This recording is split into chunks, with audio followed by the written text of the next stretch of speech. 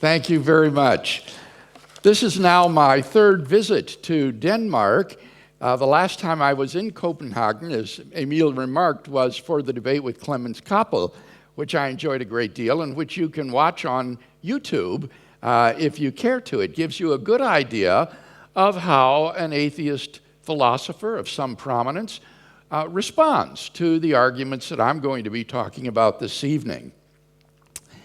In our secular society, it's vitally important that Christians be able to defend their belief in God. As a professional philosopher, I believe that the hypothesis that God exists makes sense of a wide range of the data of human experience. And this evening, I want to share with you some of these data. In order to make these arguments easy to understand, I'm going to be showing some animated videos which we've developed at Reasonable Faith. These are available for free download on our website, reasonablefaith.org. Now, one of the biggest obstacles to belief in God today is, frankly, apathy. People are just too busy or too unconcerned to be bothered about looking into the evidence for God. Part of the antidote to such indifference is to awaken people to what's really at stake in the question of God's existence. Far from being a trivial matter, I believe that the question of God's existence is the most important question that a human being can ask. Here, the work of the atheist philosophers themselves can be of great help.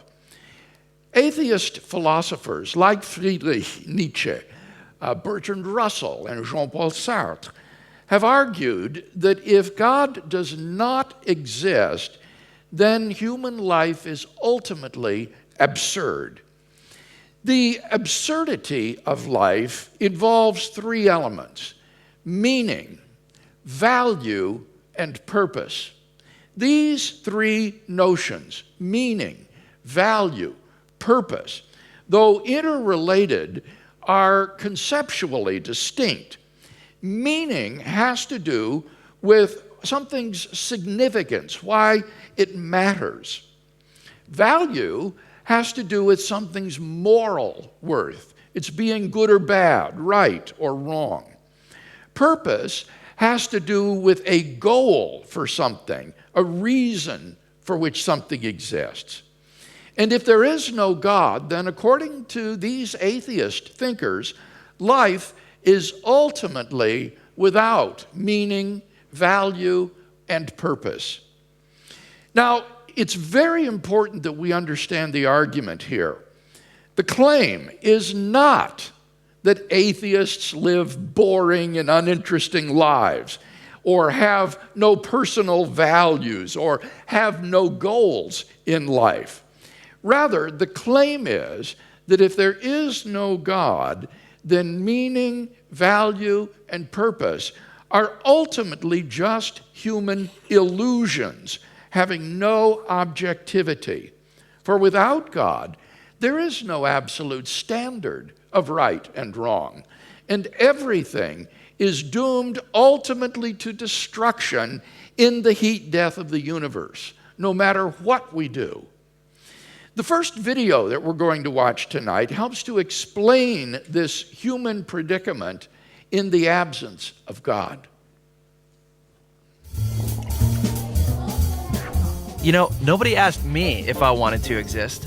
Yeah, one day, boom, there you are, and you think to yourself, why am I here? Well, what do you think? Is there a reason we're here? Do our lives have any real significance? Well, that depends. On what? On whether or not God exists. Wait, hold on.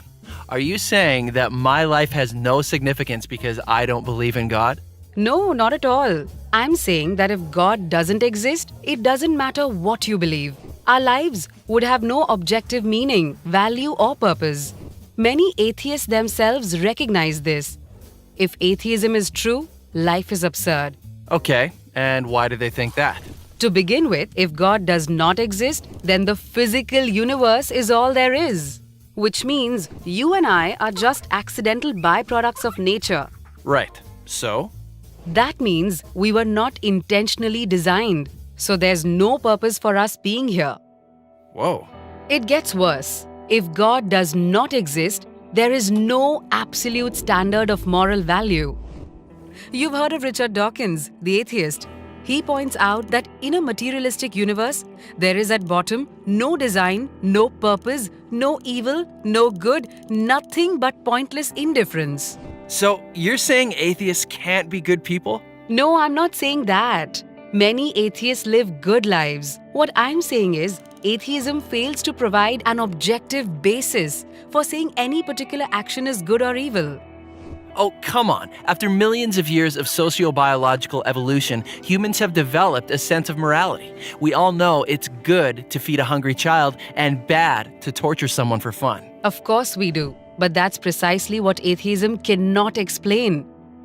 If there's no God, then what we consider right or wrong is nothing more than an accident of evolution or a human social convention. So what? I'm good with that. Really? Evolution implies survival of the fittest, not morality. And social convention means that racism, intolerance, and cruelty are not really wrong. They just happen to be unpopular. Okay, so atheists need to come up with some objective standard for rights and wrongs. How about this? If an action leads to human flourishing, then we can say it's objectively good. And if it doesn't, it's objectively evil. But why think that human flourishing is good? Aren't you being species-centric? Why not refer instead to the flourishing of rats or cabbages? Well, And who gets to decide what contributes to human flourishing? Hitler was convinced killing millions of Jews would promote human flourishing. And Margaret Sanger thought forcing poor people to be sterilized would lead to human flourishing. As Kai Nielsen points out, pure practical reason will not take you to morality. So if atheism is true, there is no legitimate basis for saying that behaving one way is worse than behaving any other way. So it really doesn't matter how you live your life. Your day-to-day choices are meaningless. that's depressing. So if there's no God, what happens when you die? Well, nothing. You simply cease to exist. Right. So one person lives a kind, generous, thoughtful life. Another lives a horrible, violent, selfish life. It doesn't matter. In both cases, the outcome is the same: nothingness. So how can their life choices have any objective meaning? Well, it's certainly meaningful if I discover a cure for cancer or save a child's life. I agree completely. But atheism can't explain why. Scientists predict that eventually the whole universe and mankind with it will die out. So everything comes to nothing. That's why atheist Bertrand Russell says we must build our lives on the firm foundation of despair. No thanks. I'd rather live a happy life. You're not alone. Every atheist has to choose between being happy or being consistent. You can tell the whole world you're an atheist, but you can't really live like one. Okay, so you're a Christian. If your God did exist, how would that change anything? If Christianity is true, then each one of us is here for a reason. And life does not end at the grave. And God, He's the absolute standard of goodness. He knows you, He loves you, and He intentionally created you. So your life ultimately does have objective meaning, value, and purpose. That means you can live a life that's both happy and consistent. Well, that doesn't prove Christianity's true. Agreed. I'm simply pointing out that for Christians, living a life that is both happy and consistent is possible. For atheists, it's not. So what are you going to choose?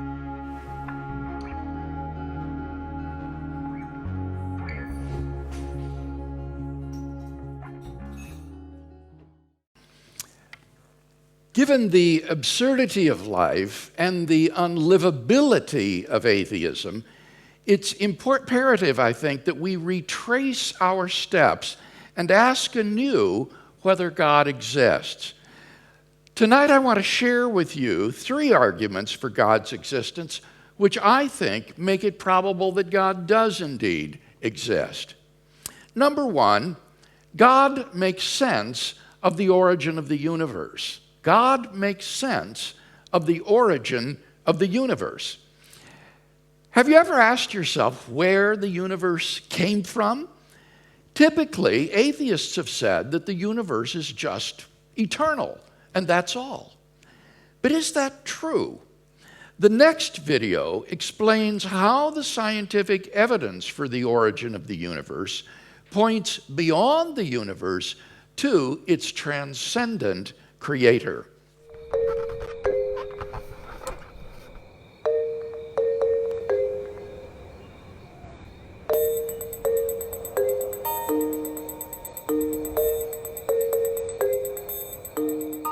Does God exist?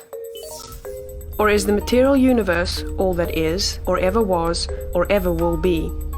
One approach to answering this question is the cosmological argument. It goes like this: whatever begins to exist has a cause. The universe began to exist, therefore, the universe has a cause. Is the first premise true? Let's consider. Believing that something can pop into existence without a cause is more of a stretch than believing in magic. At least with magic, you've got a hat and a magician. And if something can come into being from nothing, then why don't we see this happening all the time? No, everyday experience and scientific evidence confirm our first premise. If something begins to exist, it must have a cause. But what about our second premise? Did the universe begin? Or has it always existed? Atheists have typically said that the universe has been here forever. The universe is just there, and that's all. First, let's consider the second law of thermodynamics. It tells us the universe is slowly running out of usable energy, and that's the point. If the universe had been here forever, it would have run out of usable energy by now. The second law points us to a universe that has a definite beginning. This is further confirmed by a series of remarkable scientific discoveries. In 1915, Albert Einstein presented his general theory of relativity. This allowed us, for the first time, to talk meaningfully about the past history of the universe.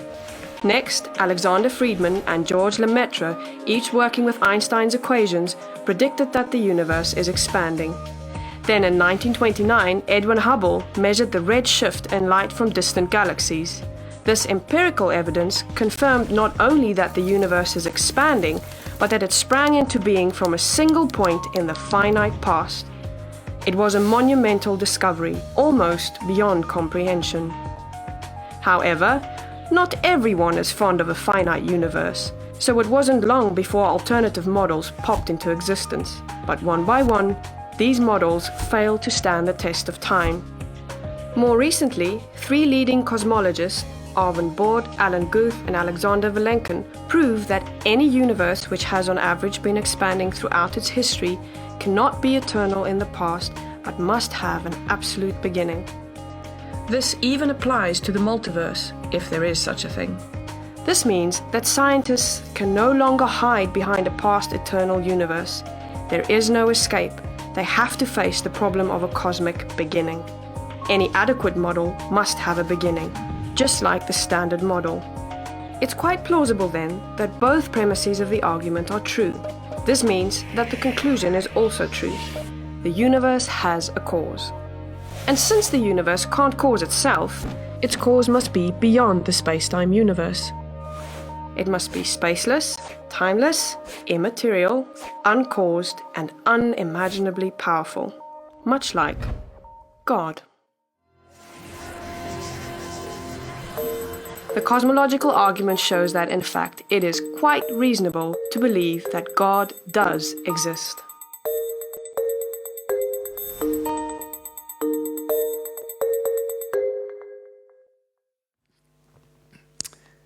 Here once more are the three simple premises of this argument.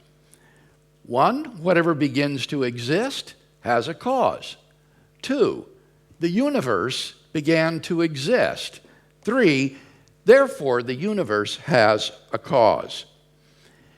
One of the most startling developments of modern science is that we now have pretty strong evidence that the universe is not eternal in the past, but had an absolute beginning about 14 billion years ago in a cataclysmic event known as the Big Bang. As explained in the video, Arvind Borde, Alan Guth, and Alexander Vilenkin in 2003 were able to show that any universe, which is on average in a state of cosmic expansion throughout its history, cannot be eternal in the past, but must have a beginning. Their theorem applies for the multiverse scenarios as well. In 2012, Vilenkin showed that models which do not meet this one condition still fail on other grounds to avert the beginning of the universe. Vilenkin concluded, and I quote, "None of these scenarios can actually be past eternal.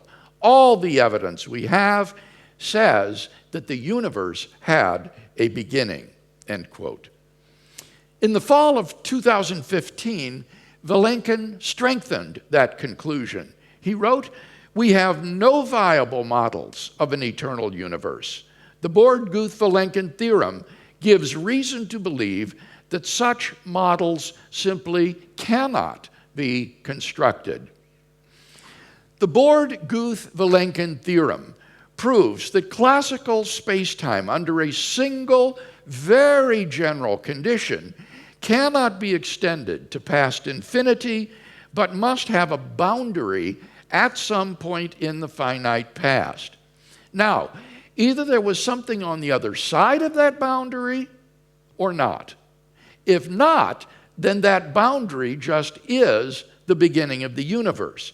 If there was something on the other side, then it will be a region described by the yet-to-be-discovered theory of quantum gravity.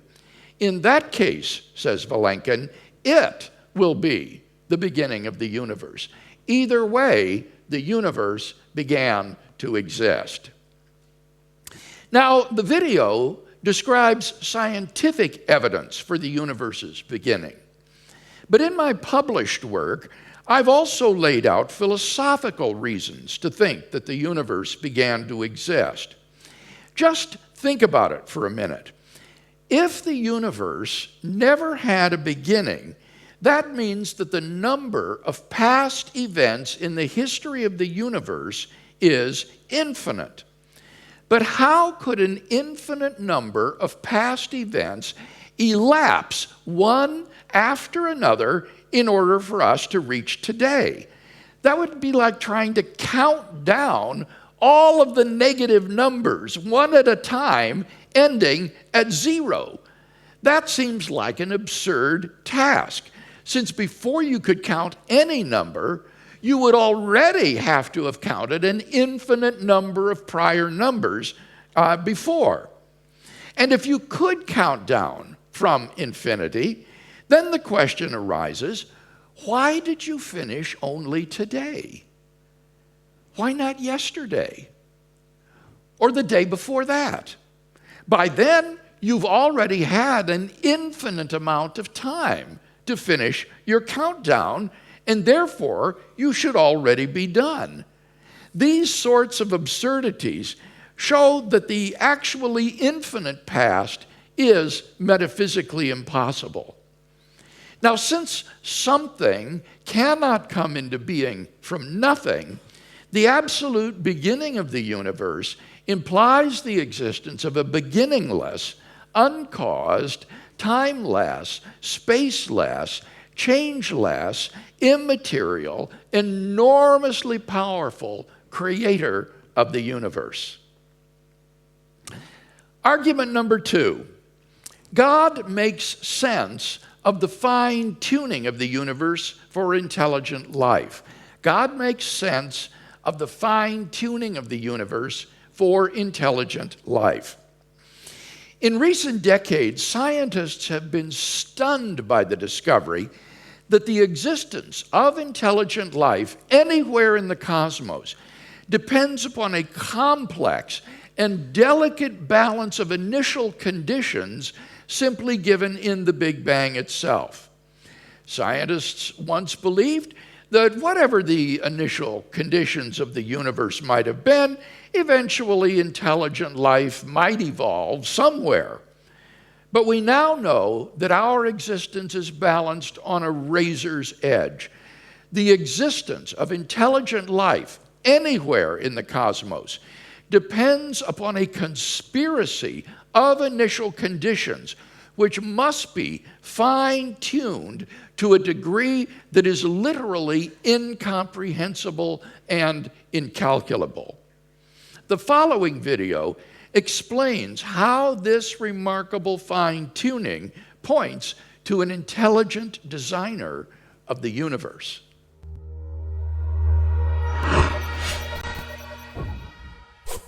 From galaxies and stars, down to atoms and subatomic particles, the very structure of our universe is determined by these numbers. These are the fundamental constants and quantities of the universe. Scientists have come to the shocking realization that each of these numbers has been carefully dialed to an astonishingly precise value, a value that falls within an exceedingly narrow, life-permitting range. If any one of these numbers were altered by even a hair's breadth, no physical, interactive life of any kind could exist anywhere. There'd be no stars, no life, no planets, no chemistry. Consider gravity, for example. The force of gravity is determined by the gravitational constant. If this constant varied by just 1 in 10 to the 60th parts, none of us would exist. To understand how exceedingly narrow this life-permitting range is, imagine a dial divided into 10 to the 60th increments. To get a handle on how many tiny points on the dial this is, compare it to the number of cells in your body, or the number of seconds that have ticked by since time began. If the gravitational constant had been out of tune by just one of these infinitesimally small increments, the universe would either have expanded and thinned out so rapidly that no stars could form and life couldn't exist, or it would have collapsed back on itself with the same result: no stars, no planets, and no life. Or consider the expansion rate of the universe. This is driven by the cosmological constant. A change in its value by a mere 1 part in 10 to the 120th parts would cause the universe to expand too rapidly or too slowly. In either case, the universe would again be life-prohibiting. Or another example of fine-tuning. If the mass and energy of the early universe were not evenly distributed to an incomprehensible precision of 1 part in 10 to the 10 to the 123rd, the universe would be hostile to life of any kind. The fact is, our universe permits physical, interactive life only because these, and many other numbers, have been independently and exquisitely balanced on a razor's edge. Wherever physicists look, they see examples of fine-tuning. The remarkable fact is that the values of these numbers seem to have been very finely adjusted to make possible the development of life.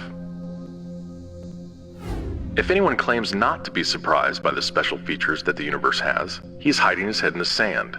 These special features are surprising and unlikely. What is the best explanation for this astounding phenomenon? There are 3 live options. The fine-tuning of the universe is due to either physical necessity, chance, or design. Which of these options is the most plausible? According to this alternative, the universe must be life-permitting. The precise values of these constants and quantities could not be otherwise. But is this plausible? Is a life-prohibiting universe impossible? Far from it. It's not only possible, it's far more likely than a life-permitting universe. The constants and quantities are not determined by the laws of nature. There's no reason or evidence to suggest that fine-tuning is necessary. How about chance? Did we just get really, really, really, really lucky? No. The probabilities involved are so ridiculously remote as to put the fine-tuning well beyond the reach of chance. So, in an effort to keep this option alive, some have gone beyond empirical science and opted for a more speculative approach, known as the multiverse. They imagine a universe generator that cranks out such a vast number of universes that, odds are, life-permitting universes will eventually pop out. However, there's no scientific evidence for the existence of this multiverse. It cannot be detected, observed, measured, or proved. And the universe generator itself would require an enormous amount of fine-tuning. Furthermore, small patches of order are far more probable than big ones. So the most probable observable universe would be a small one, inhabited by a single, simple observer. But what we actually observe is the very thing that we should least expect: a vast, spectacularly complex, highly ordered universe, inhabited by billions of other observers. So even if the multiverse existed, which is a moot point, it wouldn't do anything to explain the fine-tuning. Given the implausibility of physical necessity or chance, the best explanation for why the universe is fine-tuned for life may very well be it was designed that way.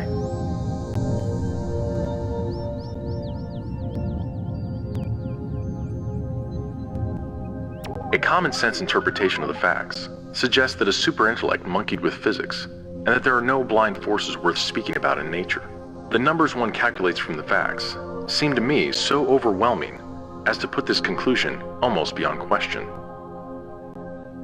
There is for me powerful evidence that there is something going on behind it all. It seems as though somebody has fine-tuned nature's numbers to make the universe.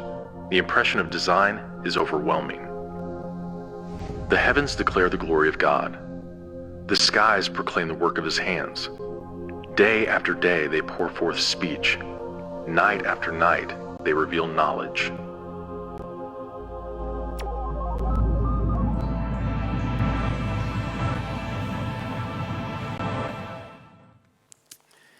The examples of fine-tuning in the video are all accurate, up-to-date, and well-established.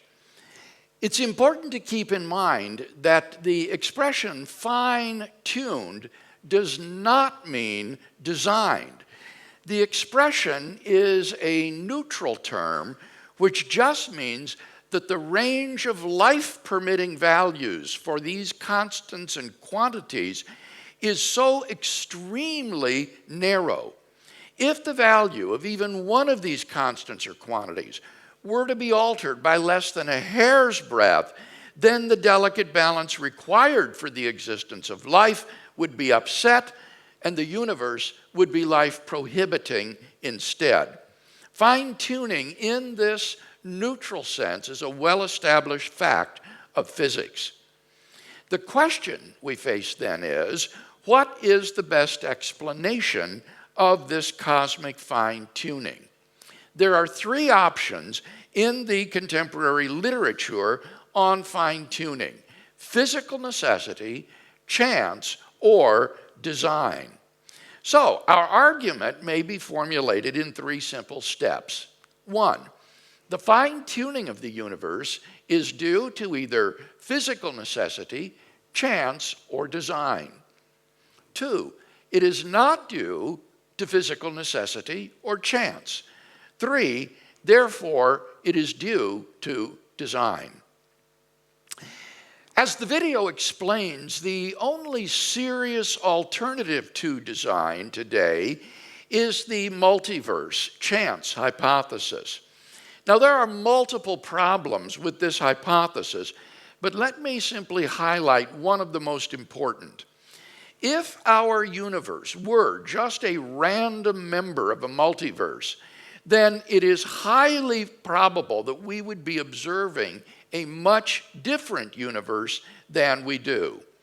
Roger Penrose of Oxford University has pressed this objection forcefully.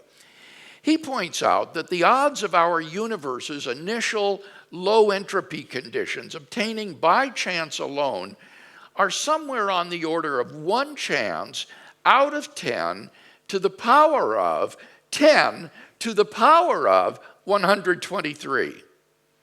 By contrast, the odds of our solar system suddenly forming by the random collision of particles is about 1 chance out of 10 to the power of 10 to the power of 60.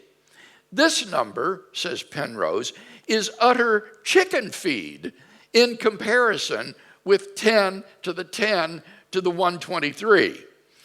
What that means is that it is far more likely that we should be observing an orderly patch no larger than our solar system, since a universe like that is unfathomably more probable than a finely tuned universe like ours. In fact, the most probable observable universe is one which consists of a single brain which fluctuates into existence by a random fluctuation with illusory perceptions of the external world.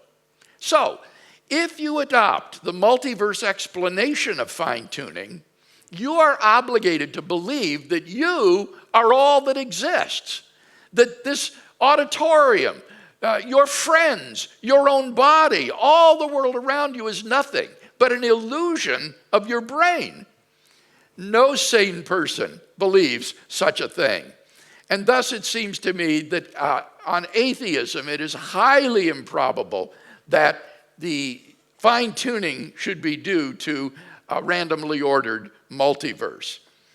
In fact, ironically, the best hope for fans of the multiverse is to maintain that God created it and ordered it so that its worlds are not randomly ordered. God could give preference to observable worlds which are finely tuned. And thus, to be rationally acceptable, the multiverse actually requires God. With the failure of the multiverse hypothesis, the alternative of chance collapses. Neither physical necessity nor chance provides a good explanation of the fine-tuning of the universe. Number 3, God makes sense of objective moral values and duties in the world. God makes sense of objective moral values and duties in the world. The following video makes this argument very clear. Can you be good without God? Let's find out. Absolutely astounding. There you have it. Undeniable proof that you can be good without believing in God. But wait, the question isn't, can you be good without believing in God? The question is, can you be good without God? See, here's the problem. If there is no God, what basis remains for objective good or bad, right or wrong? If God does not exist, objective moral values do not exist. And here's why. Without some objective reference point, we have no way of saying that something is really up or down.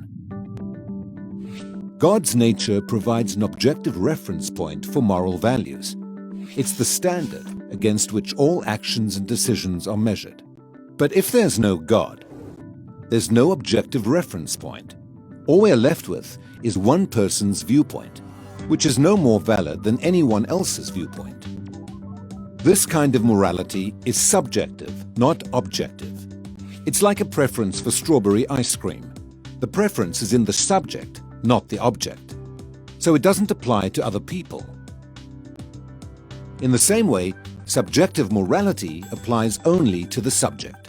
It's not valid or binding for anyone else. So, in a world without God, there can be no evil and no good, nothing but blind, pitiless indifference. God has expressed His moral nature to us as commands. These provide the basis for moral duties. For example, God's essential attribute of love is expressed in His command to love your neighbor as yourself. This command provides a foundation upon which we can affirm the objective goodness of generosity, self-sacrifice, and equality. And we can condemn as objectively evil greed, abuse, and discrimination. This raises a problem. Is something good just because God wills it, or does God will something because it is good? The answer is neither one. Rather, God wills something because He is good. God is the standard of moral values, just as a live musical performance is the standard for a high-fidelity recording. Without your love. The more a recording sounds like the original, the better it is. Likewise, the more closely a moral action conforms to God's nature, the better it is.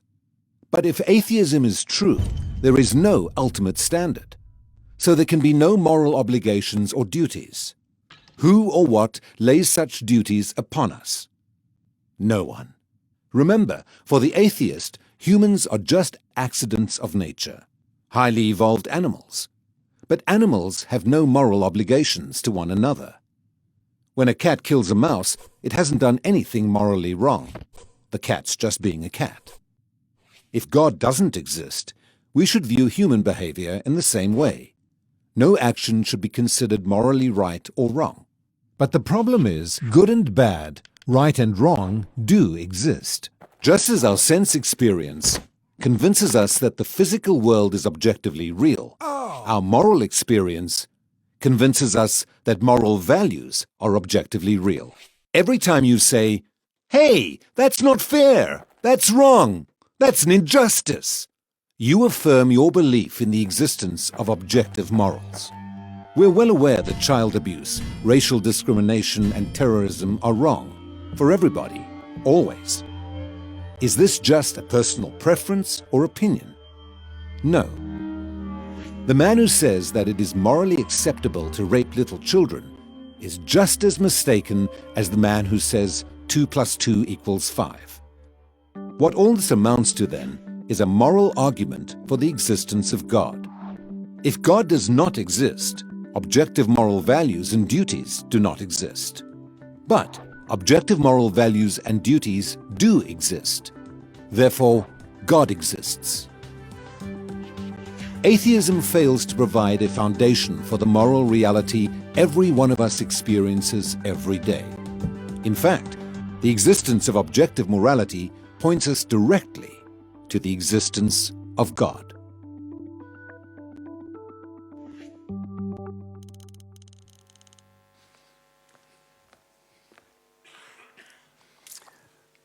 Again, this argument can be very simply formulated.